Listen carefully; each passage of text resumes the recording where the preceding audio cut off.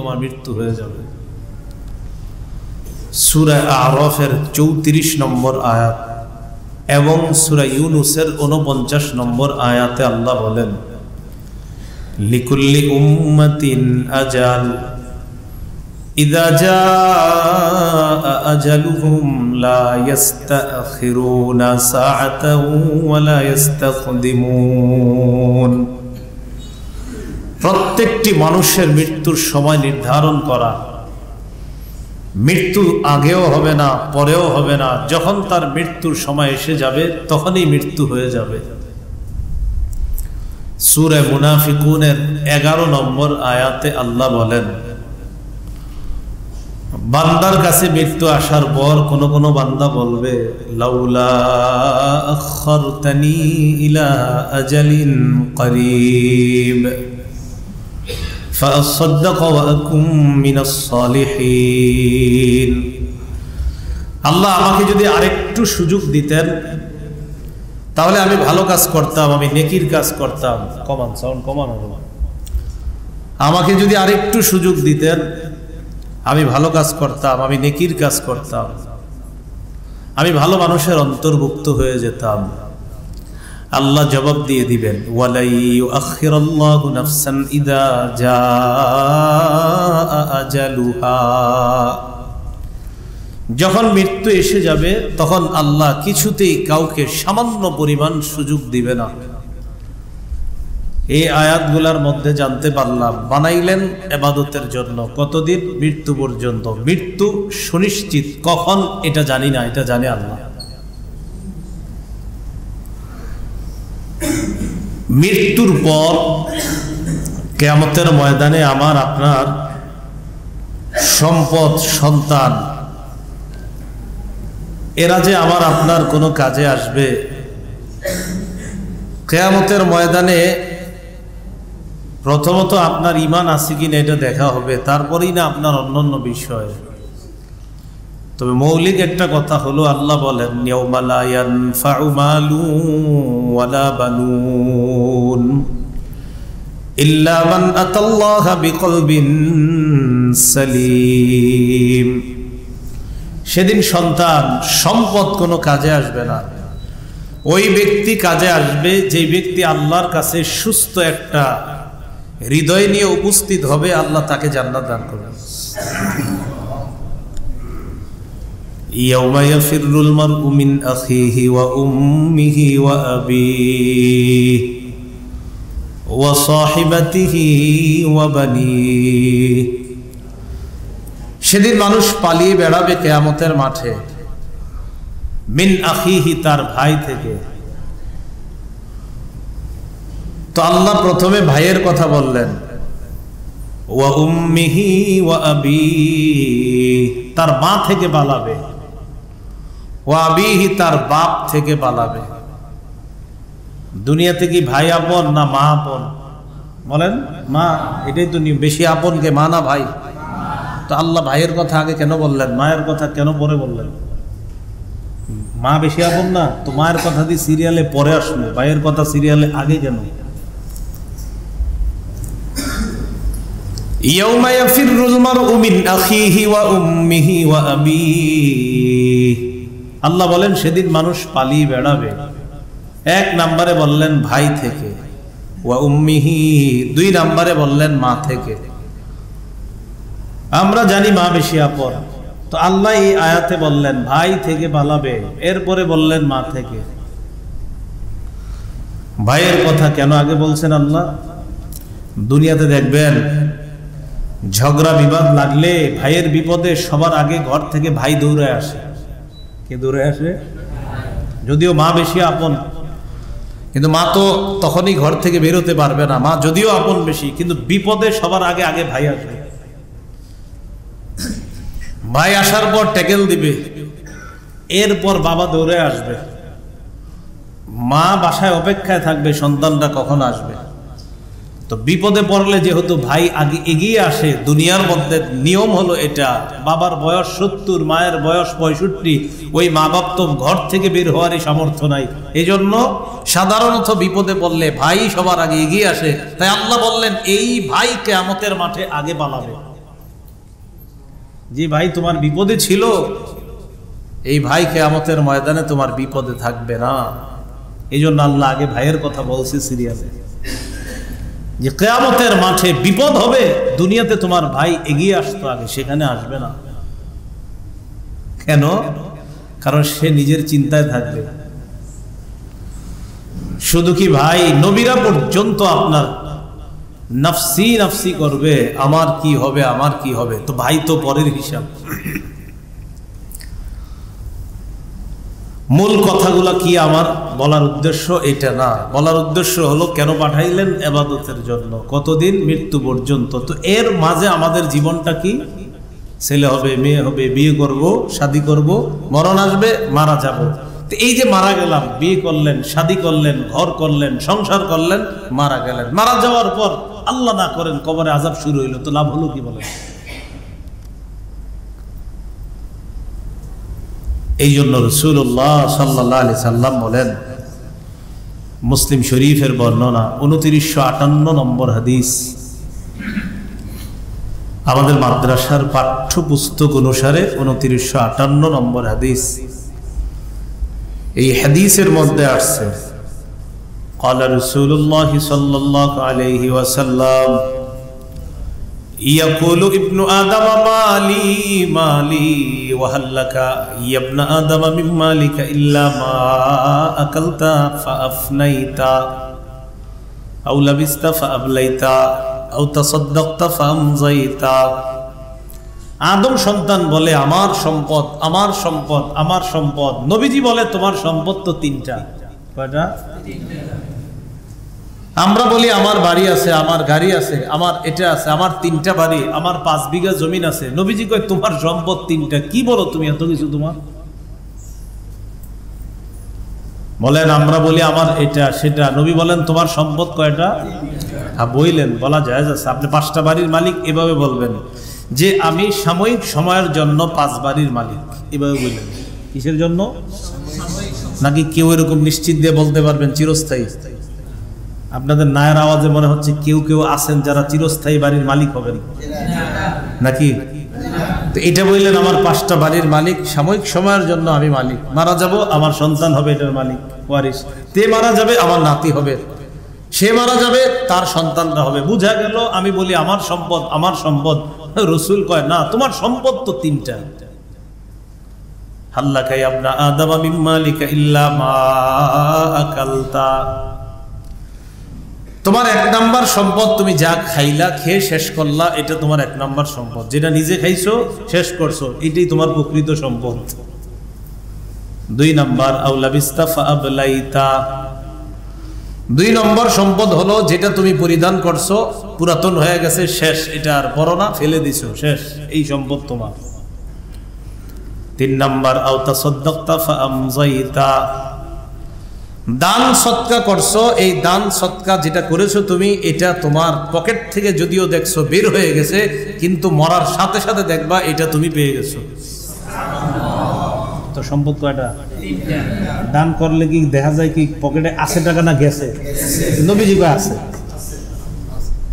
আমার আপনার বুঝ একটা, রাসূল কয় না তুমি এটা বুঝলে তো হবে না তোমার। সদকা করলে তুমি দেখতেছো মাল কমছে, নবীজি কয় না কমে নাই। একবার একটা বকরি জবাই করছে রাসূলুল্লাহ সাল্লাল্লাহু আলাইহি সাল্লাম। জবাই করার পর বকরির গোশত বিভিন্ন জায়গায় পাঠায়। নবীজি অভ্যাস ছিল এমন যে গোশত আপনার জবাই করছে, অমুকের পাঠাও, খাদিজার বান্ধবীরা কোথায় তাদের কাছে পাঠাও। এরকম নবীজি তার স্ত্রী অথবা তার আত্মীয় স্বজনের আত্মীয় যারা, তাদেরও খবর নিতেন। আত্মীয়র তো খবর নিতেনই, তাদের আত্মীয় যারা তাদেরও খবর নিতেন। আম্মাজান খাদিজাতুল কুবরা মারা গেলেন, মারা যাওয়ার পর তার বান্ধবী কারা কারা এদের খবর রাসূল খুঁজে খুঁজে বের করতেন। পাঠাও, গোশত পাঠায় তো। তো এরকম গোশত পাঠাইতেন। আম্মাজান আয়েশা সিদ্দিকা একদিন বলে ফেলছে, আপনি এত খাদিজা খাদিজা করেন যে এখন মারা যাওয়ার পরেও তার বান্ধবীদের কাছে আপনি গোশত পাঠান। নবীজি বললেন, আয়েশা, আমার জীবনের সবচেয়ে কষ্টের সময় যে আমার পাশে ছিল সে ছিল খাদিজা। তো গোশতগুলা পাঠানোর পর রাসূলুল্লাহ সাল্লাল্লাহু আলাইহি সাল্লাম বললেন, আয়েশা গোস্ত কি পরিমাণ আছে আর কি পরিমাণ দান করা হয়েছে একটু বলো তো, কি পরিমাণ দেওয়া হয়েছে? আম্মা জান আয়েশা সিদ্দিকা রাদিয়াল্লাহু তাআলা আনহা বললেন, ইয়া রাসূলুল্লাহ, ঘাড়ের একটা অংশ ছাড়া সব দেওয়া হয়ে গেছে, দান করা হয়েছে।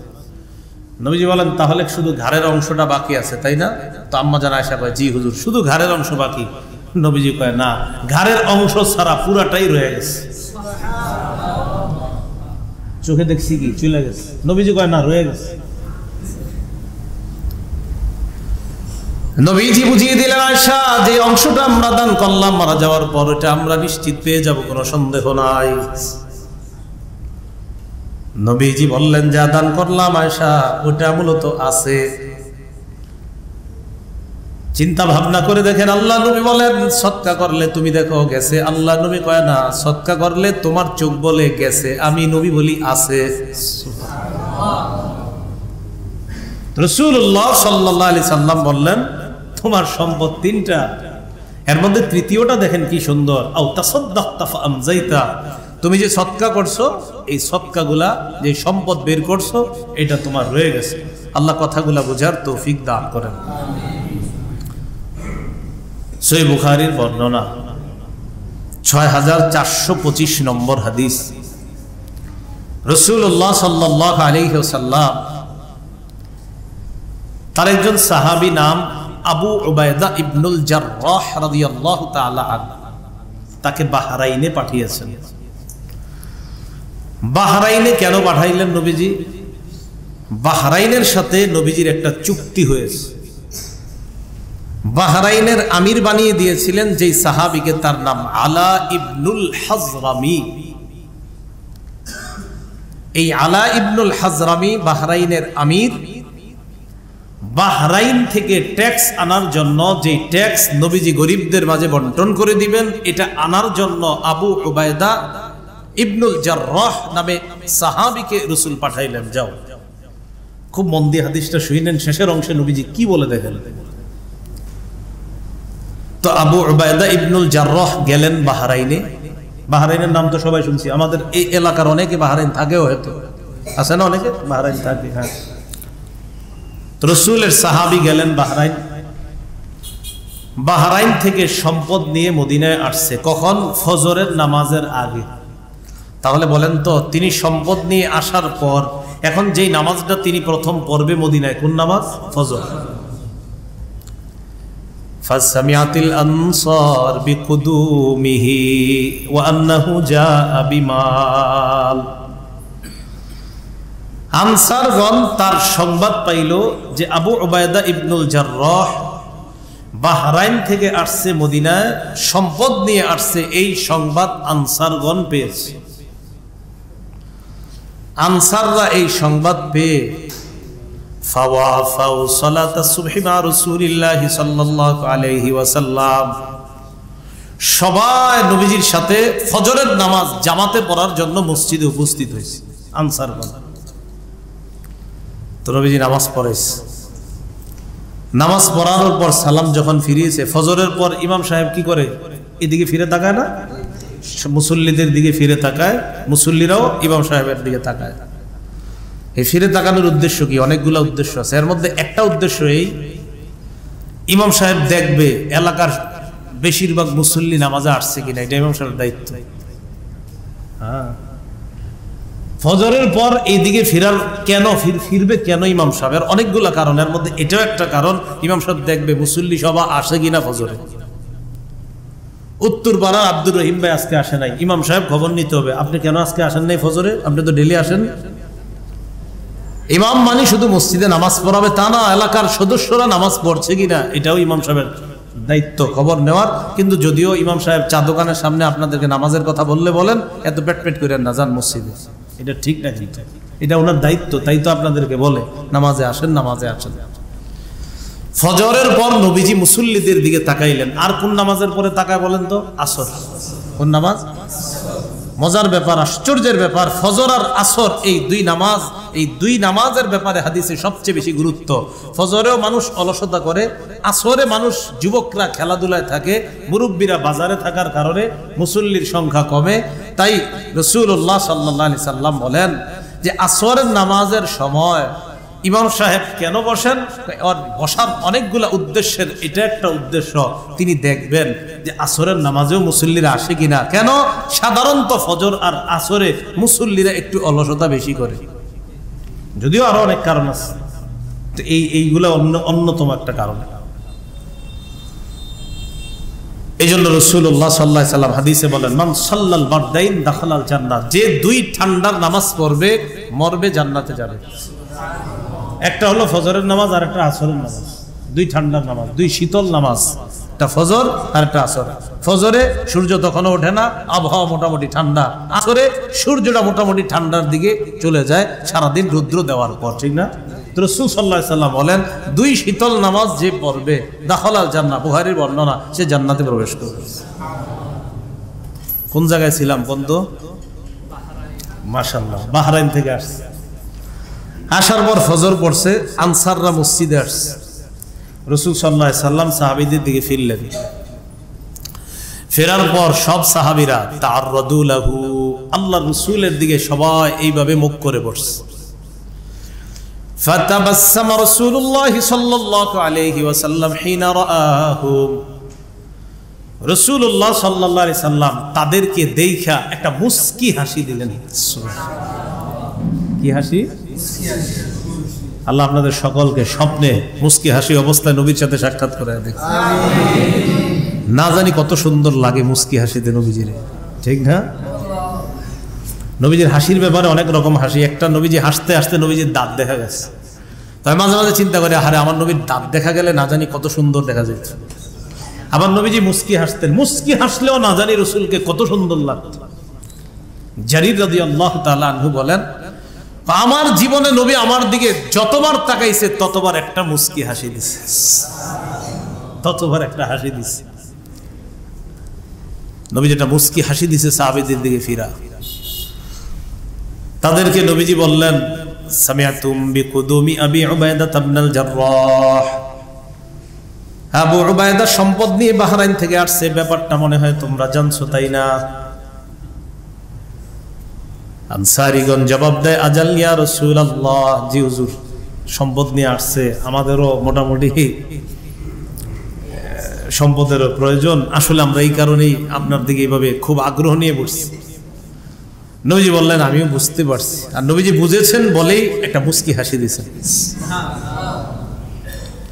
তো যাই হোক, এতটুকু হাদিস যতটুকু শুনলেন বাস ঠিক আছে। এখন মূল কথাটা নবীজি বলবে শেষের দিকে, দেখেন যেটা আমার আপনার সারা জীবনের জন্য শিক্ষা। নবীজি বললেন, মাল ফাকরা আখশা আলাইকুম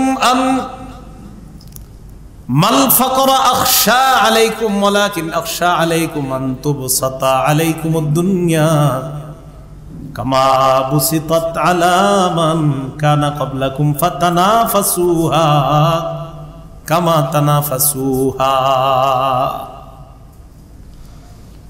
রাসূলুল্লাহ সাল্লাল্লাহু আলাইহি সাল্লাম বললেন, তোমাদেরকে দারিদ্রতা কখনো পেয়ে বসবে আমার এই আশঙ্কা হয় না, আমি এই আশঙ্কা করি না। ওয়ালাকিন আখশা আলাইকুম আন তুবসাতা আলাইকুমুদ দুনিয়া কামা বুসিতাত আলা মান কানা ক্বাবলাকুম, তবে আমার আশঙ্কা হয় অতীত জামানার মানুষদেরকে যেইভাবে দুনিয়া প্রচুর দেওয়া হয়েছে, তোমাদেরকেও এমন দুনিয়া দেওয়া হবে, প্রচুর ধন সম্পদ দেওয়া হবে। ধন সম্পদ দেওয়ার পর ফাতানাফাসুহা কামা তানাফাসুহা, তারা যেমন ধন সম্পদ নিয়ে প্রতিযোগিতা করেছে তোমরাও তেমন প্রতিযোগিতা করবা। ফাতুলহিয়াকুম কামা আলহাতহুম, প্রতিযোগিতা করতে করতে ধন সম্পদ তাদেরকে আল্লাহ ভুলাইয়া দিছে, আখিরাত ভুলাইয়া দিছে, আল্লাহর ইবাদত ভুলাইয়া দিছে। আমার আশঙ্কা, না জানি ধন সম্পদের প্রতিযোগিতায় তোমরাও আল্লাহকে ভুলে যাও। নাউজুবিল্লাহ। তোমরা গরিব হয়ে যাবে এই আশঙ্কা আমি করি না। আমি আশঙ্কা করি এমন ধনী হবা যে ধনী হওয়ার কারণে এত টাকা হবে যে টাকা হতে হতে না জানি আল্লাহরে ভুলে যাও, নামাজ যে পড়তে হবে না জানি এটা ভুলে যাও, আখেরাত বলতে যে কিছু আছে না জানি তুমি এটা ভুলে যাও। আমি নবী এই আশঙ্কা করতেছি। এটা নবীজি তার সব সাহাবীদেরকে ওয়াজ করে কিয়ামত পর্যন্ত আমার আপনার জন্য এই ওয়াজটা রাখলেন।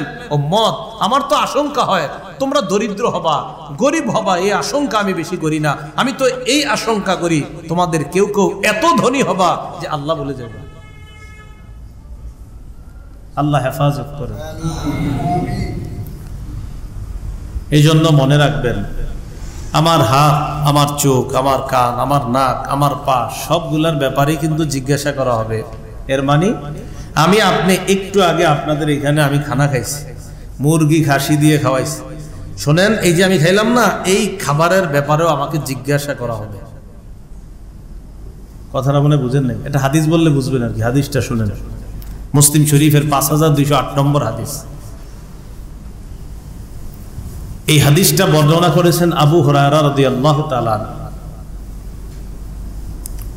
খরাজা রাসূলুল্লাহ সাল্লাল্লাহু আলাইহি ওয়াসাল্লাম যাতা ইয়াউমিন ওয়া লাইলাতিন। নবীজি একদিন ঘর থেকে বের হলেন এমন সময়, যেই সময় সাধারণত মানুষ ঘর থেকে বের হয় না। এমন এক সময় ঘর থেকে বের হইছে যেই সময় সাধারণত মানুষ ঘর থেকে বের হয় না। মনে করেন দুপুর 2:30 বা 2টার দিকে আমরা খানা খাই, কি হয় বলেন তো? সবার শরীরটা একটু ছেড়ে দেয়, মন যায় একটু শুয়ে পড়ি, মানে অর্থাৎ বাইরে যেতে মন চায়। দেখবেন ওই সময় রিক্সাওয়ালাদেরকে বলবেন, এই যাবেন, বলবে ভাই এখন খামু, রিক্সাওয়ালাও যাইতে চায় না। তো বোঝা যায় কিছু কিছু সময় সাধারণত দেখবেন মানুষ ঘর থেকে বের হইতে চায় না, গরম, ক্লান্তি। কারণ সকাল থেকে আপনি জোহর পর্যন্ত কাজ করতে করতে মোটামুটি একটা ক্লান্তি হয়েছে, আপনার হয়েছে, শরীরের ধকল গেছে। এখন মন চায় শরীরটা একটু বিছানা লাগাইতে। বিবিরে বলে দিছেন যে 4টার দিকে আস্তে আমার জাগায় দিও, আস্তে আস্তে বাজারের দিকে যাবো। তাহলে বোঝা যায় একটা সময় হয়েছে আমাদের শরীরটা ছেড়ে দেয়, তখন আর বেরোইতে মন চায় না। কিন্তু নবীজি অসময়ে ঘর থেকে বেরোইছে। খুব মন দিয়ে শুনেন কি কয়, দেখেন। ফাইদা হুয়া বিআবি বকরিন ওয়া উমার। ঘর থেকে বের হওয়ার পর অসময়ে দেখে আবু বকর, উমর এক জায়গায় বসা, মসজিদে নবীর পাশে বসে। নবীজি আবু বকর ওমরকে দেখে বললেন, মা আখরাজাকুমা ফি হাদিহিস সাআত। আবু বকর, ওমর, এই সময় তো ঘর থেকে বের হওয়ার কথা না, তোমরা এই সময় কেন ঘর থেকে বের হইলা? চিন্তা করে দেখো। আচ্ছা, আমি আর আপনি বলি, নবীজি কেন বের হইছে? ওনারা দুইজন নাইলে বের হইছে, তো হুজুর আপনি কেন বের হইছেন? আবু বকর, ওমর জবাব দেয়, ক্বালাল জুউ ইয়া রাসূলুল্লাহ। হুজুর ক্ষুধা আমগরে বাইর করে নিস। কে? প্রচুর ক্ষুধা লাগছে। এই ক্ষুধার যন্ত্রণায় ঘর থেকে বের হয়ে আসছে। একটু ভাবেন তো, ক্ষুধা কি পরিমাণ লাগলে এই পৃথিবীর শ্রেষ্ঠ দুইজন উম্মত, মানে পৃথিবীর শ্রেষ্ঠ, একদম পুরা পৃথিবীর শ্রেষ্ঠ দুইজন উম্মত, এক নাম্বার আবু বকর সিদ্দিক, একদম দ্বিতীয় স্থানে যার নামটা ওমরে ফারুক, এই দুইজন ক্ষুধার যন্ত্রণায় অসময়ে বাহিরে এক জায়গায় বুঝে রয়েছে। নবীজি বললেন, আল্লাযী নাফসি বিয়াদিহি, আল্লাহর কসম, আখরাজানিল্লাযী আখরাজাকুমা, আল্লাহর কসম, তোমরা যেই কারণে বের হয়েছো আমিও ওই কারণে বের হইছি।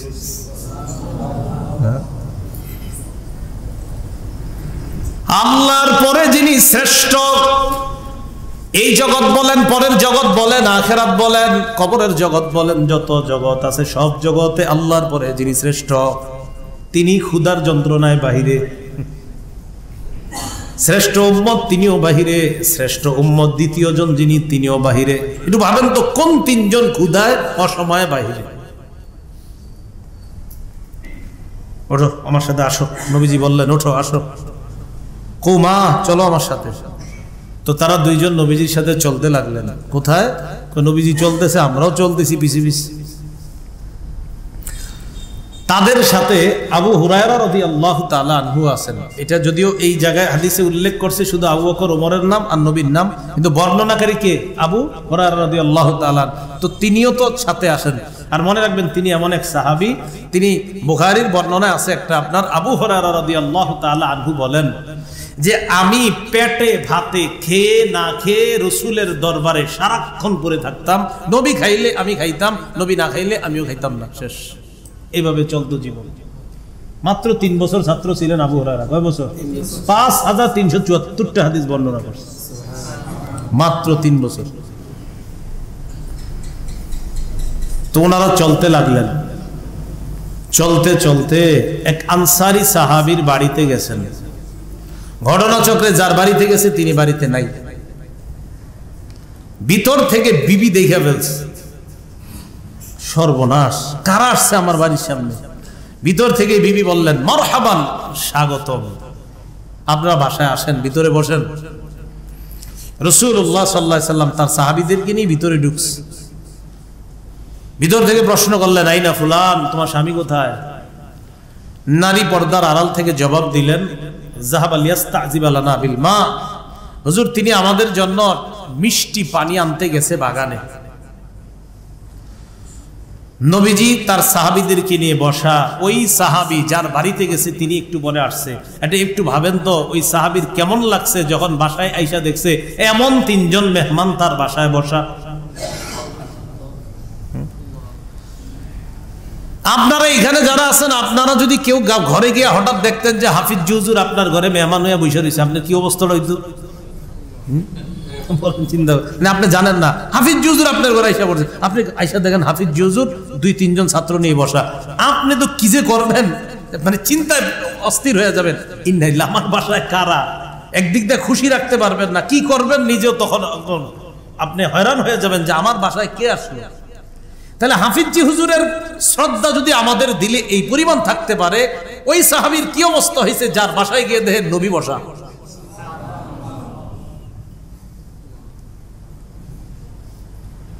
সাহাবী বাসায় গেছে, গিয়ে দেখে রাসূল সাল্লাল্লাহু আলাইহি সাল্লাম, আবু বকর ওমর বসা। সাহাবী যে কথাটা বললেন, তিনি বলেন, মা আহাদুল ইয়াউমা আকরামা আদিয়াফাম মিন্নি, আজকে আমার চাইতে এই দুনিয়ার মধ্যে শ্রেষ্ঠ মেজবান আর কেউ নাই। আর আমার বাসায় যেই মেহমানরা আছে, এই মেহমানদের চাইতে পুরা দুনিয়াতে শ্রেষ্ঠ মেহমান আর কারো নাই। আমি শ্রেষ্ঠ মেজবান, আমার মেহমান শ্রেষ্ঠ মেহমান। এটা হলো তার প্রথম বক্তব্য। তাড়াতাড়ি বাগানে গেছে, খেজুর আনছে। ফিহি রুতবুন ওয়া ইয়াবিসুন ওয়া বুসরুন, বিজা খেজুর, ঠুকনা খেজুর, কাঁচা খেজুর, সব খেজুর আছে। আইনা খেজুর দিস। হুজুর আপাতত এটা খাইতে থাকেন। আখাযাল মুদিয়াতা, চাকু নিছে হাতে। চাকু নেওয়ার পর নবীজি দেখলেন, আর এই যে আবেগ হয়ে গেছে, আল্লাহ জানে কি করে এখন, কোনটা জবাই করে। বললেন, ইয়াকা আল হালু, ভাই শোনো, খুশিতে আবার দুধের কোনো প্রাণী জবাই করো না, যে প্রাণী দুধ দেয়। সাহাবী ধনী মানুষ ছিলেন। নবীজির বললেন, ঠিক আছে হুজুর, সমস্যা নেই, দুধেরটা জবাই করবো না। তো আরেকটা জবাই করছে। জবাই করার এই লম্বা হাদিস শোনানো আপনাদের উদ্দেশ্য না, এখন যেই শেষে রসুল মাত্র 3-4টা কথা বলবে, এটা বলা উদ্দেশ্য। তিনি খাসি জবাই করলেন, খাওয়াইলেন, খেজুর খাওয়াইলেন, রুটি খাওয়াইলেন, মেহমানদারি শেষ। এবার নবীজি আবু বকর ওমর তার সাহাবীদেরকে বললেন, আবু বকর খাইছো? জি। ওমর? জি। পেট ভরছে? জি। ক্ষুধার যন্ত্রণায় বাহিরে আসছো, ঠিক না? জি। আল্লাহ খাওয়াইছে, তাই না? জি। নবীজি বললেন, লা তুসআলুন্না আন হাদা ইয়াউমাল কিয়ামা, এই যে আজকে খাইলা, পেট ভরলা, আল্লাহর কসম অবশ্যই অবশ্যই তোমাদেরকে এই আজকে যে খাদ্যটা খাইলা, এটার ব্যাপারেও তোমাদেরকে জিজ্ঞাসা করা হবে কিয়ামতের মাঠে।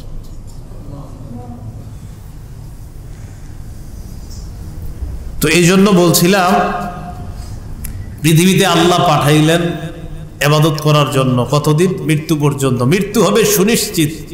মৃত্যুর পরে আমার আপনার অবস্থাটা যেন খারাপ না হয়, যেন ভালো হয়, আল্লাহ হেফাজত করেন। আল্লাহ আমাদের সকলকে খারাপ অবস্থা থেকে হেফাজত করেন। পৃথিবীর জীবন যাপন করতে গেলে আমাদের একটা সুন্দর পরিবার গঠন করতে হয়।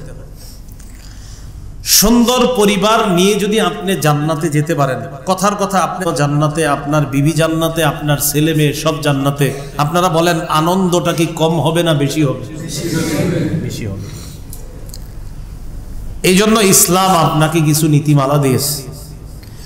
এই লক্ষ্যেই শুরুতে আমি 2টি আয়াত তেলাওয়াত করেছিলাম।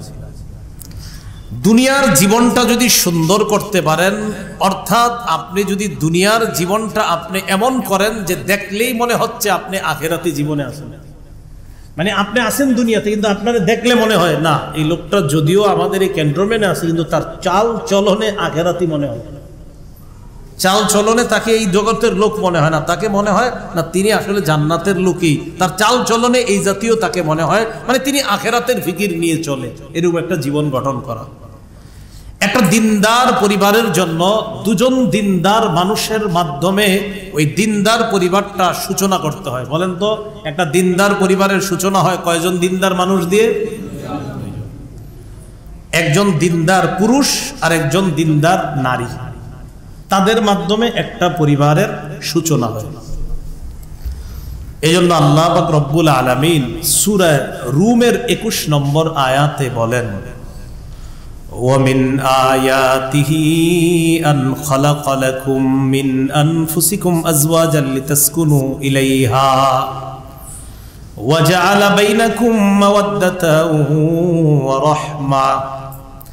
আল্লাহর নিদর্শনাবলীর মধ্যে এটাও একটা নিদর্শন, তিনি তোমাদের জন্য তোমাদের মধ্য থেকে তোমাদের জীবন সঙ্গিনী বানিয়েছেন যেন তাদের কাছে তোমরা আরাম করতে পারো, প্রশান্তি পেতে পারো, তাদের কাছে যেন তোমরা শান্তি পাও। এখান থেকে বুঝলাম আমাদের বিবিদেরকে আল্লাহ বানাইছে শান্তির জন্য।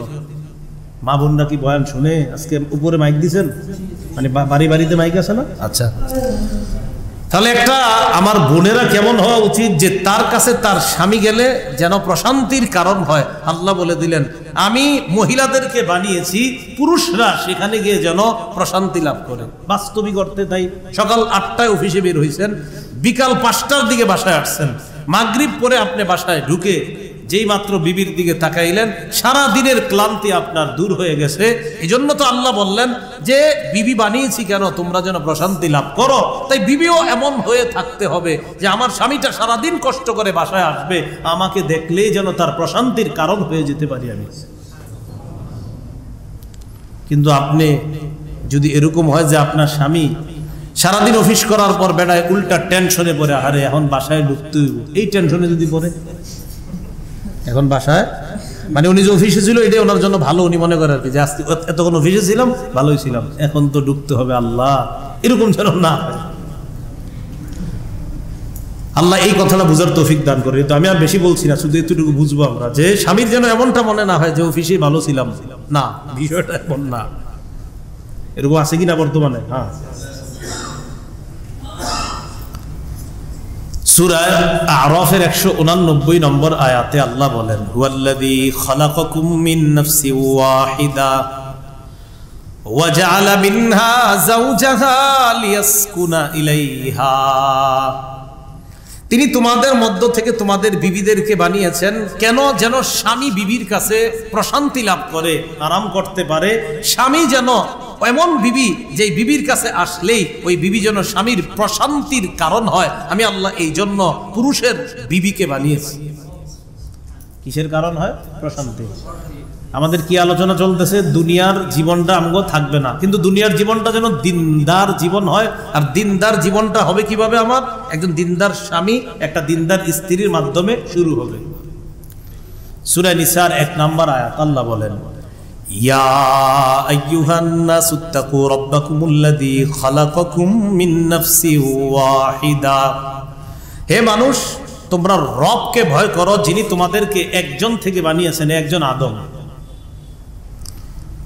আমাদের এই পৃথিবীতে আল্লাহ যে মানুষ বানিয়েছেন, খুব একটু যদি পারেন মনে রেখেন, আল্লাহ মোট 4টা পদ্ধতি অবলম্বন করেছেন মানুষ বানানোর ক্ষেত্রে। কয়টা? 4টা। 1 নম্বর, মা বাবা ছাড়াই আল্লাহ মানুষ বানিয়েছেন, আদম নবী। দুই নম্বর, আল্লাহ নারী বানিয়েছেন, সেই নারীকে পুরুষ থেকে বানিয়েছেন, এটা দ্বিতীয় পদ্ধতি, অর্থাৎ আম্মা হাওয়াকে আদম নবীর থেকে আল্লাহ বানাইছেন। কতগুলো? দুই। তিন নম্বর পদ্ধতি যেটা, সেটা হলো আল্লাহ পাক রব্বুল আলামিন ঈসা আলাইহিস সালাতু ওয়াস সালামকে বাবা ছাড়া শুধু মায়ের মাধ্যমে দুনিয়াতে এনে আল্লাহ তার কুদরত পৃথিবীবাসীর কাছে প্রকাশ করে দিলেন, আমি আল্লাহ যা চাই তাই সৃষ্টি করতে পারি। ঈসা নবীর বাবা ছিল না, বাবা ছিল না মানে ঈসা নবীর কোন, তার মায়ের কোনো স্বামী ছিল না, অর্থাৎ পুরুষের সংস্পর্শ ছাড়া নারীর পেট থেকে সন্তান আইনা আল্লাহ তার কুদরত দেখাইছে। পদ্ধতি নাম্বার 4, যেটা বর্তমানে আমাদের সবার পরিচিত, স্বামী স্ত্রীর মাধ্যমে একটা পদ্ধতি আল্লাহ বৈধ বিধান দিয়েছেন, এটার মাধ্যমে দুনিয়াতে মানুষ আসে। এই 4 পদ্ধতি আল্লাহ মানুষ সৃষ্টির ক্ষেত্রে অবলম্বন করেছেন, মনে থাকবে না। 1 নাম্বার, নারী পুরুষের কোনো সংমিশ্রণ ছাড়াই বাবা আদমকে বানাইছে। 2 নাম্বার, আম্মা হাওয়াকে শুধু পুরুষ থেকে বানাইছে, নারী পুরুষ থেকে না, শুধু পুরুষ মানে আব্বা আদম থেকে। 3 নম্বর, ঈসা নবীরে পুরুষের সংস্পর্শ ছাড়া তার মায়ের পেট থেকে দুনিয়াতে আনছে। 4, যেটা প্রসিদ্ধ পদ্ধতি, স্বামী স্ত্রীর বৈধ সম্পর্কের ফলে যে সন্তান দুনিয়াতে আসে, এই 4 পদ্ধতি। তো আল্লাহ বলেন, খলাকাকুম মিন নাফসি ওয়াহিদা, তোমাদেরকে বানিয়েছেন একজন থেকে, একজন আদম। ওয়া খালাকা মিনহা যাওজাহা, আদম থেকে বানাইছে তার স্ত্রীকে হাওয়া। ওয়া বাসসা মিনহুমা রিজালান কাসীরাও ওয়া নিসাআ, এই দুইজন থেকে আল্লাহ বহু নারী পুরুষ পুরা পৃথিবীতে ছড়িয়ে দিয়েছেন। সুবহানাল্লাহ। তাহলে নারী পুরুষের মাধ্যমে পৃথিবীর সূচনাই করলেন আল্লাহ নারী পুরুষদের। তো পৃথিবীর সূচনা নারী পুরুষ, দিনদার পরিবারের সূচনাও হতে হবে নারী পুরুষ দিয়ে। তো বলছিলাম নারী পুরুষ না, শুধু দিনদার নারী, দিনদার পুরুষ, তাদের মাধ্যমে সূচনা হবে। সেজন্য আল্লাহ আমগো অভিভাবক যারা আছেন তাদেরকে হুকুম করতেছে, ওয়া আনকিহুল আয়ামা মিনকুম ওয়াস-সালিহিনা মিন ইবাদিকুম ওয়া ইমাইকুম, তোমাদের মধ্যে যেই পুরুষরা এখনো বিয়ে করে নাই তাদেরকে বিয়ে করায়া দাও, যেই নারীদের এখনো বিয়ে হয় নাই তাদেরকে বিয়ে করায়া দাও।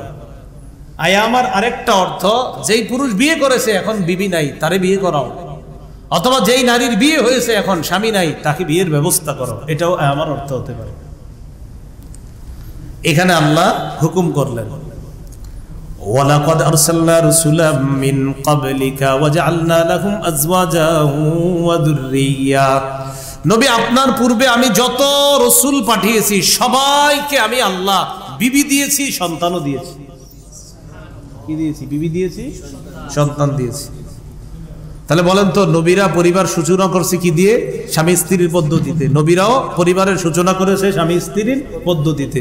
তো বলছিলাম একটা দিনদার পরিবার গঠন হবে দিনদার স্বামী স্ত্রীর মাধ্যমে।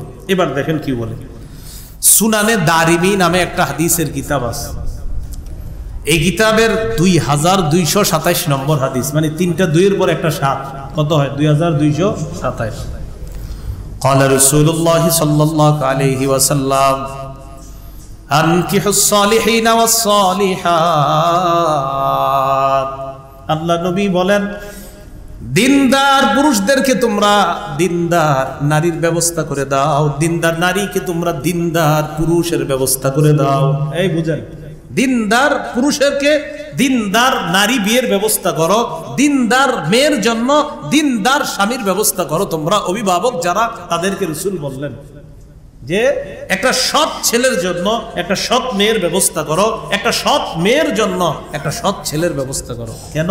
পরে দেখেন কি বলে, ফামা তাবিআহু মিনহুম ফামা তাবিআহুম ফাহাসান, দিনদার নারী পুরুষ যখন তাদের পরিবার সূচনা করবে, এই পরিবার থেকে যেই সন্তান হবে, আমি নবীর আশা ওই সন্তানটাও ভালো হবে।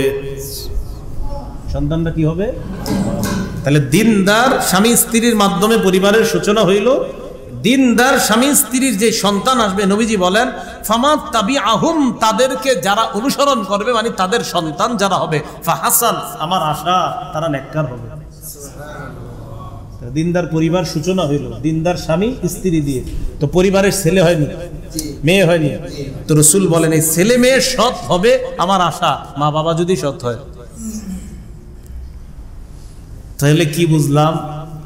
বিয়ের ক্ষেত্রে যদি মেয়ে হয় আপনার, দিনদার ছেলে খোঁজা, আর যদি ছেলে হয় আপনার, দিনদার মেয়ে খোঁজা। না, কথাটা হয় না আমার, আরেকটু সুন্দরভাবে, আপনার দিনদার মেয়ের জন্য দিনদার ছেলে খোঁজা, আপনার দিনদার ছেলের জন্য দিনদার মেয়ে খোঁজা।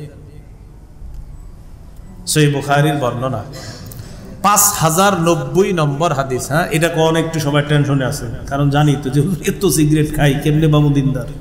কথার কথা আর কি, রাগ করেন না কেউ, আল্লাহ কপালে রাখলে পেয়ে যাবেন। এমনি বললাম আর কি, যে এত গুনাহ করি সারাদিন, আবার আশা করি এরকম দিনদার। বিষয়টা কেমন? না, বিষয়টা এমন না, দোয়া করেন ভালো হয়ে যান, আজকে থেকে দলিত হয়ে যায়। সহিহ বুখারীর 5090 নম্বর হাদিসের বর্ণনা। قال رسول الله صلى الله عليه وسلم تنكح المرأة لأربعين। মেয়েকে বিয়ে করা হয় চারটি জিনিস দেখে, লিমালিহা, সম্পদ দেখে। এজন্য তো যৌতুক চান, এজন্য যৌতুক চায় না, সম্পদ দেখে নবী বিয়ে করতে গেছে। এই হাদিসের ব্যাখ্যা আরেক হাদিস দিয়ে করতেছে আমি, দাঁড়ান আগে হাদিসটা শুনেন। 1 নম্বর লিমালিহা, সম্পদ দেখে। 2 নম্বর ওয়ালি হাসাবিহা, বংশ দেখে। 3 নম্বর ওয়া জামালিহা, সৌন্দর্যতা দেখে। এই তিনটা ঠিক আছে, মানে এই পর্যন্ত খুলে যুবকরা খোঁজে যে ঠিক আছে হুজুর, বংশ, সম্পদ, সৌন্দর্য ঠিক আছে। 4 নম্বর যে আরেকটা আছে, এতটুকু আর শুনতেই চায় না। 4 নম্বর ওয়ালি দিনিহা, দিনদারিতা দেখে। কি দেখে? কয়টা হলো? এবার নবীজি কি বলে দেখেন, ফাসফার বিজাতি দিন, দিনদারিতা প্রাধান্য দিয়ে মেয়েটাকে বিয়ে করে তুমি সৌভাগ্যবান হয়ে যাও। প্রাধান্য দিতে কইছে কারে? দেখতে কইছে কয়টা? অন্য হাদিসে আল্লাহ নবী বলেন, মান তাজাওয়াজা ইমরাতান লিইজ্জিহা, কেউ যদি কোন নারীকে শুধু সম্মানের আশায় বিয়ে করে, দুনিয়ার সম্মান এই আশায় যদি বিয়ে করে, আমার শ্বশুরের 4টা দোকান আছে, বিয়ে করছে এই আশায় যে মানুষ বলবে। নবীজি বলেন, কোন ব্যক্তি যদি কোন নারীকে শুধুমাত্র সম্মানের আশায় বিয়ে করে, লাম ইয়াজিদহু ইল্লা যুল্লা, আল্লাহ তাকে অসম্মানিত করে ছাড়ে। কেউ যদি শুধু সম্মান, যে আমার বিবি যে মেয়েটার আমি বিয়ে করতেছি জানেন কয় কি, পুরাই খানদানি। তো খানদানি পরে পরে যেগুলা বলছে নবীজি, ওগুলো আছে তো? ওইগুলা নাই, শুধু সম্মান। মানে সম্মান মানে কি? আমার শ্বশুরের একটা সামাজিক স্ট্যাটাস আছে, তো স্ট্যাটাসটা কি? নামাজ পড়েনি 5 ওয়াক্ত না, বিষয় তো এরকম না। তো কি, কোনটা স্ট্যাটাস? তো আমরা বর্তমানে মর্যাদা বলতেই তো বুঝি আপনার কিছু থাকা, নামাজ পড়া না পড়া, এটা কি কোনো মর্যাদা নাকি? এরকম বর্তমানের অবস্থা। নবী বলেন, শুধু যদি দুনিয়ার সম্মান পাওয়ার আশায় কেউ কোনো মেয়ের বিয়ে করে, আল্লাহ তারে অসম্মানিত করে ছাড়বে। পরে কি করে দেখেন, বুখারীর হাদিসে কি বলছে? 4টা বলছে না? 2 নম্বর বলছে ওয়ালি মালিহা, সম্পদ দেখা। অন্য হাদিসে নবী বলেন, মান তাজাওয়াজাহা লিমালিহা, কেউ যদি কোন নারীকে শুধু সম্পদের আশায় বিয়ে করে, এক হাদিসে কইলো সম্পদ দেখে বিয়ে করো, আরেক হাদিসে কয় শুধু সম্পদের আশায় যদি বিয়ে করে, লাম ইয়াজিদহুল্লাহু ইল্লা ফাকরা, আল্লাহ তারে দারিদ্রতা দিবে। কি দিবে? নবীজি কয়, আমি কি শুধু তোমার সম্পদ দেখতে কইছি? দেখতে কইছি 4টা, দেখো খালি 3টা, বাকিটা দেখো না। এই জন্য অন্য হাদিসে নবী বলে, শুধু যদি সম্পদের আশায় বিয়ে করো, আল্লাহ তোমারে গরিব বানাবে। নবীজি বলছেন, কারণ আপনার তো নিয়ত এটা যে যৌতুক চাইবেন 2 দিন পরে, এই নিয়তেই বিয়ে করছেন। শরম করে না, লজ্জা করে না, পরে চায়া বসেন আর কি। হ্যাঁ, তো লজ্জারও তো ব্যাপার আছে, শরমেরও তো ব্যাপার আছে। আর আমি স্বপ্নেও তো এটা চাইতে পারবো না, আর জাগ্রত অবস্থায় তো দূরের কথা, ফকিরও যদি হয়ে যায় তো বউরে কইতে পারবো না, দাও এটা দাও। কেমনে এটা সম্ভব? রাসূলুল্লাহ সাল্লাল্লাহু আলাইহি সাল্লাম বলেন, শুধু সম্পদের আশায় যদি কেউ বিয়ে করে, আল্লাহ তারে গরিব বানাবে। এরপরে কি বলছিল ওই হাদিসে? ওই হাদিসের মধ্যে বলছিল বংশের কথাও বলছে, বংশ। হ্যাঁ, ওয়ামান তাজাওয়াজাহা লিহাসাবিহা, কেউ যদি শুধু বংশীয় গৌরবের কারণে কোনো মেয়ের বিয়ে করে, যে আমার স্ত্রীর বংশীয় যে স্ট্যাটাস, অন্যগুলা নাই, দিনদারিতাও নাই, কিচ্ছু নাই, কিন্তু বংশীয় গৌরব আছে, নবীজি বলেন, ইল্লা জাদাহুল্লাহু দানাআতান, আল্লাহ পাক রব্বুল আলামিন তাকে নিচু বানায় দিবে, মানুষের সামনে অপমানিত করে ছাড়বে আল্লাহ। আল্লাহ কি করে ছাড়বে? বিপরীত দিকে নবীজি বলেন, কেউ যদি এই নিয়তে বিয়ে করে যে আমার স্ত্রীর দিনদারিতা আছে, অন্যগুলা কিছু আছে কিছু নাই, সমস্যা নাই, দিনদারিতা আছে, আর এই স্ত্রীর মাধ্যমে আমার টার্গেট হলো আমার লজ্জাস্থানের যেন হেফাজত হয়, আমার নজরের যেন হেফাজত হয়, আর আমার দুনিয়াতে যেন একটা সুন্দর পরিবার হয়। রাসূলুল্লাহ সাল্লাল্লাহু আলাইহি সাল্লাম বলেন, বারাকাল্লাহু ফীহি, আল্লাহ এই পরিবারে, এই দম্পতির মধ্যে ভরপুর বরকত যেন দেয়, এই দোয়া আমি নবী করে গেলাম। রাসূলুল্লাহ সাল্লাল্লাহু আলাইহি সাল্লাম একটা দিনদার সমাজ পরিবার আপনি চলবেন দুনিয়াতে, এটার একটা রূপরেখা দিছে। তো এই জন্য আমরা কি করি? বংশ দেখি, সৌন্দর্য দেখি, সম্পদ দেখি, দিনদারিতা 4 নাম্বার বইলা নবী বলছে, মিয়া তুমি দিনদারিতাকে গুরুত্ব দিয়ে একটা দিনদার মেয়েকে বিয়ে করে তুমি ভাগ্যবান হওয়ার চেষ্টা করো, সৌভাগ্যবান হওয়ার চেষ্টা করো। আল্লাহ কথাগুলা বোঝার তৌফিক দান করেন। আমি যে বলছি যে দিনদার ছেলের জন্য দিনদার মেয়ে, এর মানে আপনারা হতাশ হয়েন না। আপনারা যারা আছেন, অনেক ছেলেরা হয়তো একটু উল্টাপাল্টা চলেন, কিন্তু তারপরে আল্লাহর কাছে বলেন, আল্লাহ একটা দিনদার বিবির ব্যবস্থা আমাকে করে দেবেন। দেখবেন ওই দিনদার বিবির কারণে ইনশাল্লাহ আপনার জীবনও পাল্টে যাবে। তো বিয়ের ক্ষেত্রে দিনদারিতা প্রাধান্য দেওয়া। তিরমিজি শরীফের বর্ণনা, রাসূলুল্লাহ সাল্লাল্লাহু আলাইহি সাল্লাম বলেন, মৌলিকভাবে 2টা গুণ যদি কারো মধ্যে পেয়ে যাও, কয়টা? সাধারণত কোন ছেলের মধ্যে যদি 2টা গুণ পেয়ে যাও, বিয়ে দিয়ে দাও। কোন ছেলের মধ্যে যদি 2টা গুণ পেয়ে যাও, বিয়ে দিয়ে দাও, ইনশাআল্লাহ আল্লাহ বরকত দিবে। কি? ইযা জাআকুম মান তারদাউনা দীনাহু ওয়া খুলুকা ফানকিহু, তোমাদেরকে কেউ যদি প্রস্তাব দেয় এমন ছেলে, যে ছেলের মধ্যে 2টা গুণ আছে, একটা হলো তার দিনদারিতা আছে, আর তার আখলাক খুব ভালো, তার চরিত্র খুব ভালো, বিয়ে দিয়ে দাও। কারণ যেই ছেলের আখলাক ভালো, যার দিনদারিতা ভালো, ও চুরি করবে না। কারণ রাসূল বলছে ওর তো আখলাক ভালো, ওর তো দিনদারিতা ভালো, ওর চরিত্র ভালো, ও চুরি করবে না। এরপরে রাসূলুল্লাহ সাল্লাল্লাহু আলাইহি সাল্লামের সাহাবাগণ বললেন, ইন কানা ফিহি ইয়া রাসূলুল্লাহ, হুজুর যেই ছেলেটা প্রস্তাব দিছে বিয়ের, ওর মাঝে যদি কিছু দোষ ত্রুটি থাকে, নবীজি কয় কিছু দোষ ত্রুটি থাকতেই পারে, কিন্তু যদি এই 2টা থাকে, যে তার দিনদারিতা 100%, তার চরিত্রটাও খুব ভালো, অন্যগুলা মিয়া এত দেখো না, বিয়ে দিয়ে দাও। তাহলে কি বুঝলাম? যে সাধারণত 2টা বিষয় দেখবেন, দিনদারিতা আর একটা হলো উত্তম চরিত্র কিনা, এই 2টা দেখলে বিয়ে দিয়ে দিব। আল্লাহ কথাগুলা বুঝার তৌফিক দান করেন। মুসনাদে আহমদ হাদিসের একটা কিতাব আছে, এই কিতাবের 144 নম্বর হাদিস। এই হাদিসে 3টা বলছে, অন্য হাদিসে বলছে 4টা। قال رسول الله صلى الله عليه وسلم من سعادة ابن آدم ثلاثة ومن شقوة ابن آدم ثلاثة, আদম সন্তানের সৌভাগ্যবান হওয়ার লক্ষণ 3টা, আদম সন্তানের দুর্ভাগা হওয়ার লক্ষণ 3টা। বলেন সৌভাগ্যবান হওয়ার লক্ষণ কয়টা? 3টা। দুর্ভাগা হওয়ার লক্ষণ কয়টা? অন্য হাদিসে আছে 4টা। তো যেহেতু 4টা অন্য হাদিস আছে, আমরা 4টাই শুনবো। 4টা সৌভাগ্যবান হওয়ার লক্ষণ, আর 4টা হতভাগা হওয়ার লক্ষণ। 1 নাম্বার আল মারআতুস সালিহা, নেককার নারী, ভালো নারী। 2 নাম্বার আল মাসকানুস সালিহ, ভালো বাড়ি, ভালো বাড়ি। 3 নাম্বার ওয়াল মারকাবুস সালিহ, ভালো গাড়ি। ভালো নারী, ভালো বাড়ি, ভালো গাড়ি। 4 নাম্বার আল জারুস সালিহু, নেককার প্রতিবেশী, নেককার। এই 4টা যদি আপনাদের এই জায়গায় কারো থাকে, দেখবেন আপনি দুনিয়াতে জান্নাতে আছেন। এই জায়গায় যদি থাকে, দেখবেন আপনি, আপনার বিবি ভালো, আপনার মাশাআল্লাহ একটা ভালো গাড়ি আছে, আপনার ভালো একটা বাড়ি আছে, আপনি কারোটা কখনো মারেন না, কারো ক্ষতিও করেন না, কারো সম্পদের দিকে আপনি চোখ তুলা তাকানো না। কারণ আপনারা আল্লাহ ভালো একটা নারী দিছে, আপনারে ভালো বাড়ি দিছে, আপনারা আল্লাহ ভালো গাড়ি দিছে। আবার আপনার পাশের প্রতিবেশীরা এত ভালো, ফজর জোহর আসরে যখনই আপনার বাসার সামনে দিয়ে যায়, আব্দুর রহমান ভাই নামাজে যাইবেন না, এমন একটা ভালো প্রতিবেশীও পাওয়া গেছে। রাসূল কয় এই 4টা যদি পাওয়া যাও, দুনিয়াতেই তুমি ভাগ্যবান। কোথায় ভাগ্যবান? দুনিয়াতে। দুনিয়াতেই রাসূল বললেন তুমি দুনিয়াতেই ভাগ্যবান। ওয়া মিন শিকওয়াতি ইবনি আদামা সালাসা, হতভাগার লক্ষণ 4টা। বলেন কয়টা? এই 4টারই বিপরীত বানাইলে হয়ে যায়। আল মারআতুস সু, খারাপ নারী। ফজরের পর টেপ রেকর্ড চালু হয়, আসরের এশার সময় গিয়ে শেষ হয়। এশা না, ঘুমের আগে। এই সারাদিন চলতে থাকে, যতক্ষণ থাকেন চলছে।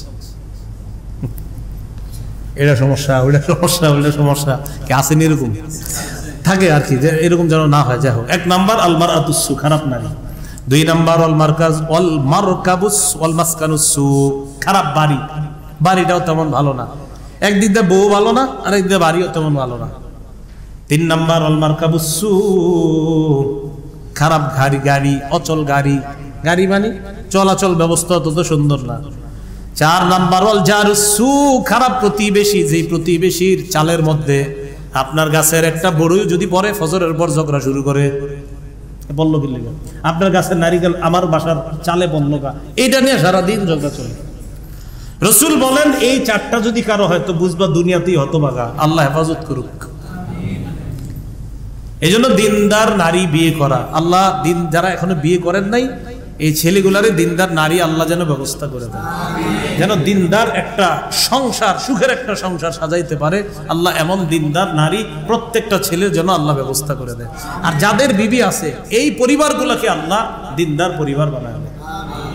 রাসূলুল্লাহ সাল্লাল্লাহু আলাইহি সাল্লাম এক হাদিসের মধ্যে বলেন, ইবনে মাজাহ 1555 নম্বর হাদিস, 1557 নম্বর হাদিস, এই হাদিসের মধ্যে আসছে রাসূলুল্লাহ সাল্লাল্লাহু আলাইহি সাল্লাম বলেন, কোন নারীর মধ্যে যদি 4টি গুণ পাওয়া যায়, বলেন কয়টি? 4টি গুণ পাওয়া যায়, তো এই নারী নিয়েও একজন স্বামী দুনিয়াতে সুখী। কয় গুণ? 4 গুণ। 4টি গুণ পাওয়া গেছে আপনার বিবির মধ্যে, বাস স্বামী সুখী। 1 নাম্বার, এমন বিবি যেই বিবিকে ইন আমারহা আতাআতু, আদেশ করলে এই আদেশটা স্ত্রী মান্য করে, শরীয়ত মোতাবেক আদেশ, আবার শরীয়তের বাহিরে না। কোন স্বামী যদি তার বিবিরে বলে তুমি টেলিভিশন ছাড়ো, এই হুকুম এটা ফালতু হুকুম, এটা শরীয়ত সমর্থিত হুকুম না। যে তুমি নাটক ছাড়ো, এটা তো শরীয়তের কোনো হুকুম না, এই হুকুম না মানলে বিবির গুনাহ হবে না। কিন্তু যদি এমন আদেশ করে যেটা শরীয়ত সমর্থন করে, এই আদেশটা বিবি মান্য করে, এটা 1 নাম্বার গুণ। ভাইঙ্গা দিলাম কথাটা, কারণ অনেক স্বামীরা এরকম আছে, মানে হুকুম করে আপনার উল্টা পাল্টা যত কামের, স্ত্রী না শুনলে ইমাম সাহেবের কাছে এসে বিচার দেয়, আমার বিবি কথা শোনে না। তো ইমাম সাহেব কয় কি কথা শোনে না? বিবিরে তো বলছিলাম আপনার, কি বলছেন এটা কর না, এটা শর্মে কয় না। ওই যে কইছে নাটক ছাড়ো, সিনেমা ছাড়ো, উল্টা পাল্টা কাজ করো। বন্ধুরা বাসায় আসছে, কইছে চা নিয়ে বন্ধুকে সামনে যাও, তো এটা কি ভালো কথা নেই? বন্ধুরা বাসায় আসছে তো কয় আর আমার অফিস কলিগ, তুমি চা নিয়ে যাও। আরে আমি চা নিয়ে যাবো মানে? আমাদের বংশে মেয়েরা পর্দা করে, আমি চা নিয়ে যাবো কেন? তো বলতেছে তুমি কি আমার সম্মান রক্ষা করবে না? বুঝো না, আমার দিকে তাকায় একটু যাও, ব্যাপার আছে। তো স্ত্রী কোনো মতেই রাজি হয় না যে চা নিয়ে তার বন্ধুদের সামনে যাবে, স্ত্রী রাজি হচ্ছে না। ইমাম সাহেবের কাছে এসে কয় হুজুর কথা তো শোনে না। তো হুজুর যখন কি শোনে না, এটা আর কয় না।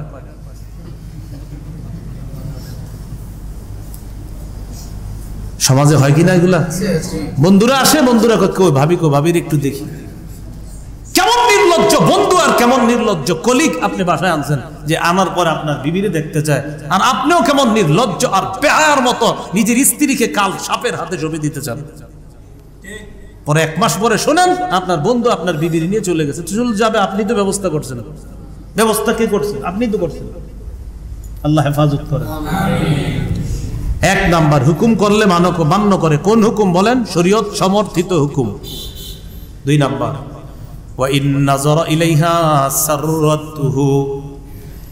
স্ত্রীর দিকে স্বামী তাকাইলেই স্বামীর মনটা ভালো হয়ে যায়। সুবহানাল্লাহ, এই 2 নাম্বার গুণ। 3 নাম্বার গুণ হলো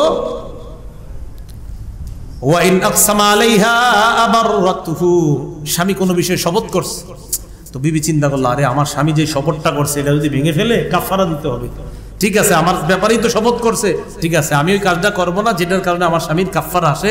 তখন স্বামীর যেন কাফারা না হয়, স্বামীর যেন কোনো খরচ না হয় অর্থের, স্ত্রী তাকে এই শপথ থেকে উদ্ধার করার ব্যবস্থা করে দেবে।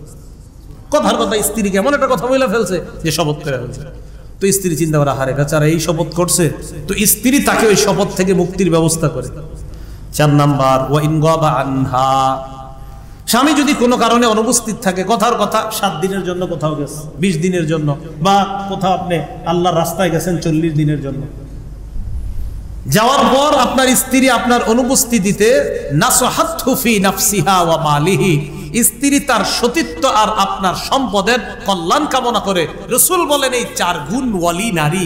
1 নাম্বার, শরীয়ত মোতাবেক কোনো হুকুম করলে স্ত্রী মান্য করে। 2 নাম্বার, স্ত্রীর দিকে তাকাইলেই স্বামী সন্তুষ্ট হয়ে যায়। 3 নাম্বার, স্বামী শপথ করলে এই শপথ থেকে উদ্ধারের ব্যবস্থা স্ত্রী করে দেয়।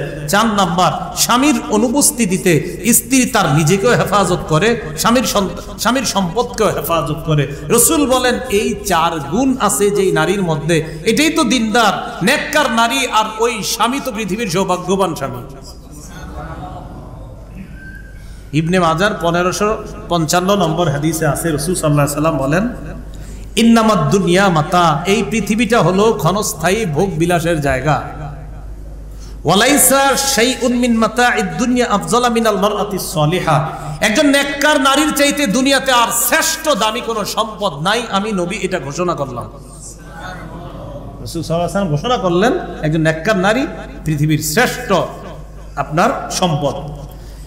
আবু দাউদের একটা হাদিস শোনাই, শেষের দিকে যাচ্ছি আমি। 1451 নম্বর হাদিস, পরের হাদিসগুলো সব এই ব্যাপারে। রাসূল সাল্লাল্লাহু আলাইহি সাল্লাম বলেন যে দিনদার স্ত্রী হইলে কি লাভ জানো? কয় মানিস্তাইকাযা মিনাল লাইল, কোন স্বামী যদি রাত্রে ঘুম থেকে জাগ্রত হয়, ও আইকাযা ইমরাআ, বিবিরে জাগায় দেয়, ফাসাল্লায়া রাকাতাইন জামিআ, স্বামী স্ত্রী দুইজনে 2 রাকাত নামাজ পড়ছে। এই 2 রাকাত নামাজ পড়ার কারণে কুতিবা মিনাজ যাকিরিনাল্লাহ কাসীরা ওয়াজ যাকিরাত, সারা রাত আল্লাহর জিকিরকারী নারী পুরুষদের খাতায় তাদের নামটা আল্লাহ লিখে দিবেন। এটা কখন সম্ভব? যদি আপনার বিবি কি হয় দিনদার। আর বিবি যদি এরকম হয় নাটকই দেখে 2টা পর্যন্ত, তো হেরে উঠাইবেন কিনা দেখা, এরপরে ঘুমায়। ডাক দিলে সরেন, ডাক্তার দিয়ে এখন উনি ওনার মতো চলে আর ঘরের মধ্যে। শুরু থেকে সতর্ক হন না, এগুলো চলবে না।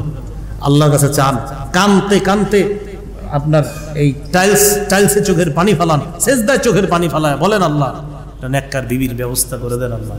না হয় মরছেন দুনিয়াতে। যদি চান যে আপনি দিনদার পরিবার নিয়ে জান্নাতে যাবেন, তো দুনিয়া থেকে আপনার দিনদার পরিবারটা তৈরি করতে হবে। আল্লাহ বুঝার তৌফিক দান করেন।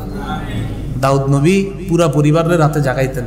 দাউদ নবী, দাউদ আলাইহিস সালাতু ওয়াস সালাম, মাজমাউজ যাওয়ায়েদ নামে একটা কিতাব আছে, 4471 নম্বর হাদিস আছে। দাউদ নবী তার পুরা পরিবারকে রাতে জাগায় বলতেন, কুমু ওয়াসাল্লু, ওঠো নামাজ পড়ো, ফাইন্না মিনাল লাইলি সাআ। তো এখন এই মুহূর্ত এমন একটা মুহূর্ত, এই মুহূর্তে আল্লাহরে যা বলবা তাই কবুল করবে। তো এরকম পরিবার কখন সম্ভব হবে? যখন আপনি দিনদারিতাকে প্রাধান্য দিবেন, ইনশাল্লাহ এই পরিবারের ব্যবস্থা আল্লাহ করে দিবেন। পুরা আলোচনাটা আমরা যাই যে দুনিয়াতে আল্লাহ পাঠাইছেন ইবাদত করার জন্য। কতদিন? মরণ পর্যন্ত।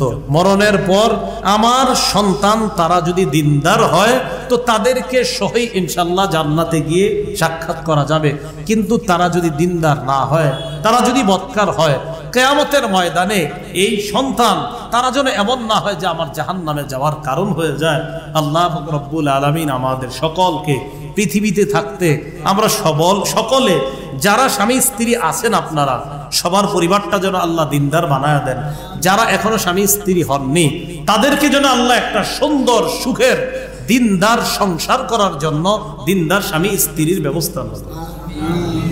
وآخر دعوانا أن الحمد لله رب العالمين سبحان الله وبحمده سبحانك اللهم وبحمدك أشهد أن لا إله إلا أنت أستغفرك وأتوب إليك الحمد لله رب العالمين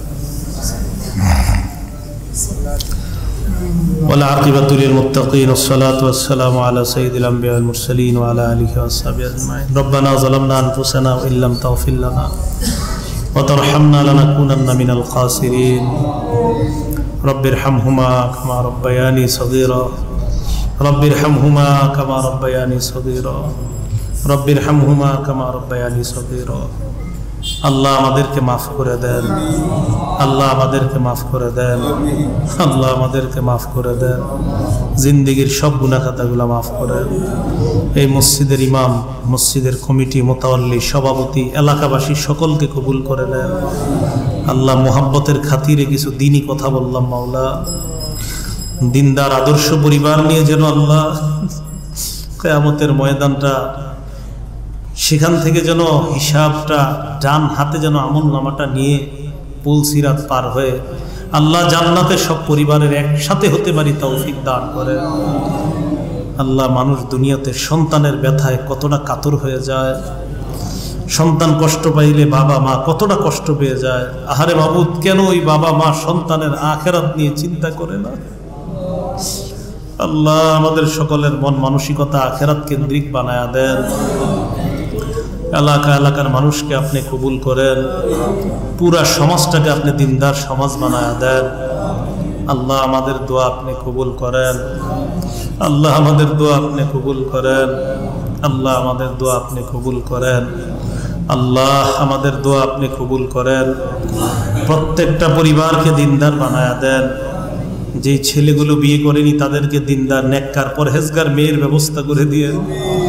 যে মেয়েগুলোর বিয়ে হয়নি আল্লাহ, তাদেরকে দিনদার স্বামীর ব্যবস্থা করে দিয়েন। আল্লাহ, আমাদের দোয়া আপনি কবুল করেন। হাদিসের মধ্যে পড়ছি, আপনার নবী বলেছেন, আগুন হাতে রাখার মতো এখন ঈমান রাখা এমন কষ্টকর। আল্লাহ, মাঝে মাঝে চিন্তা করি ঈমান আছে কিনা। আল্লাহ, মেহেরবানি করে ঈমানের উপর অটল থাকার তৌফিক দান করেন। যেই কথা কর্মে ঈমান চলে যায় এমন কথা কর্ম থেকে আমাদেরকে হেফাজত করেন। আমরা সাক্ষ্য দিচ্ছি আপনি ছাড়া কোনো ইলাহ নাই। আমরা সাক্ষ্য দিচ্ছি মুহাম্মদ সাল্লাল্লাহু আলাইহি সাল্লাম আপনার বান্দা এবং আপনার রাসূল। আল্লাহ, এই ঈমান নিয়ে যেন কবরে যেতে পারি তৌফিক দান করেন। ربنا تقبل منا إنك أنت السميع العليم وتب علينا إنك أنت التواب الرحيم سبحان ربك رب العزة عما يصفون وسلام على المرسلين الحمد لله رب العالمين। একটা কথা মুনাজাত করার সময় মনে পড়ছে, একটা হাদিস বলি দেই। রাসূল 4টা জিনিস মুনাজাতে আল্লাহর কাছে চেয়ে নিতে বলছে। কয়টা? 4টা। একটা হলো শুকরগুজারি কলব, 2 নাম্বার জিকির করতে পারে এমন জিহ্বা, 3 নাম্বার ধৈর্য ধরতে পারে এমন শরীর, 4 নাম্বার স্ত্রী, যেই স্ত্রী নিজের সতীত্ব আর স্বামীর মালকে হেফাজত করবে। এই 4টা জিনিস রাসূল বলছে যেন আমরা চেয়ে নেই। বলেন তো, শুকুরকারী কল, জিকিরকারী জিহ্বা, ধৈর্য ধারণকারী শরীর, নেককার বিবি। এই 4টা জিনিস নবী চাইতে বলছে। সাহাবারা নবীজির বলছে, হুজুর আমগো সম্পদ লাগবে, স্বর্ণ রূপা। নবী রাগ করছে।